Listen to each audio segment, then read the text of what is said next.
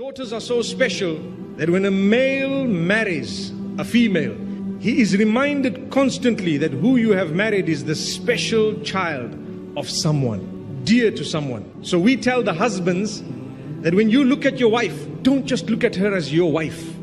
That's not the only title she has. She had a title before that which was more dear and more valuable. What was it? She is the daughter of so-and-so. She also has her own family that loves her and respects her. So do not disrespect her. Do not abuse her. Like they say, don't make her cry. You know, when my wife cries, I always tell her I'm not supposed to allow you to cry. She says, I cry out of joy. MashaAllah. Okay, that's good. That's a good sign. So if you're crying out of joy and happiness, alhamdulillah. But if you're crying out of, sadness, you're stuck, there's no way forward, wallahi, Allah has heard the cry of a wife and a daughter. If you take a look at Surah Al-Mujadalah, named after a woman who came through in order to present her case to Muhammad sallallahu alaihi wasallam, where the husband became disinterested in her. Listen to this. I tell you, very interestingly, there was a woman known as Khawla binti Tha'laba radiyallahu anha. So what happened to her is, she was married. She complained because her husband started losing interest or showed disinterest. He was not interested. And he started saying whenever she was trying to get his attention, he would say, you're just like my mother, man. It's okay. You're just like a mother. You're just like my sister, and so on.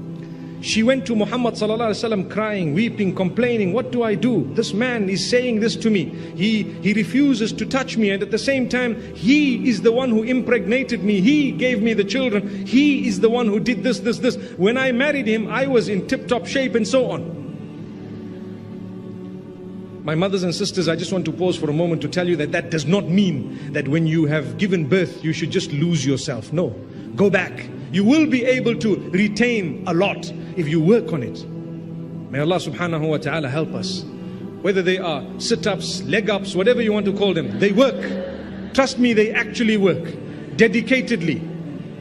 So don't use a hadith in order for you to throw yourself, to the side. No, work on it. You will feel good by the will of Allah. Like I said, do it for the right reasons. Going back to this narration. So as she's complaining, do you know what happened? The Prophet ﷺ, obviously it's a difficult situation. What do you say? You need to convince the man. Verses were revealed. Indeed, Allah has heard the argument of the woman who has come to you complaining to Allah subhanahu wa ta'ala. Allah has heard it, and then He gives the response, and it's a long set of verses where Allah speaks of the punishment of those who say those type of statements and how special and important the woman is.